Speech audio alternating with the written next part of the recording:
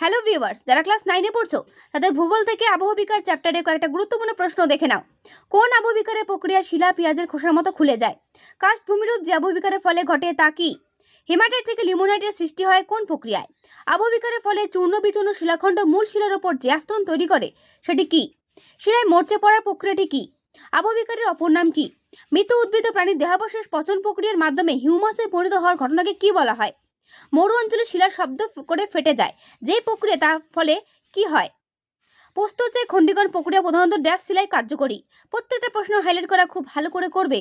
তোমাদের সেকেন্ড ইউনিটের পড়ে কিন্তু এই আবহবিকার চ্যাপ্টারটি রয়েছে, তাই এখানে দেখানো প্রত্যেকটা প্রশ্ন খুব ভালো করে করবে। তোমাদের পরীক্ষা কিন্তু এখান থেকে আসবেই আসবে। তো এই হচ্ছে কয়েকটা গুরুত্বপূর্ণ শর্ট প্রশ্ন। যদি আরও অন্যান্য প্রশ্ন পেতে চাও তাহলে কিন্তু অবশ্যই আমার চ্যানেলে এসে বাকি ভিডিওটা দেখে নিতে হবে, এবং অন্যান্য পড়াগুলো যেগুলো আমি তোমাদের দিয়েছি সেগুলো তোমরা পেয়ে যাবে, ঠিক আছে? আর যদি পরবর্তী ভিডিওগুলো পেতে চাও অবশ্যই কিন্তু সাবস্ক্রাইব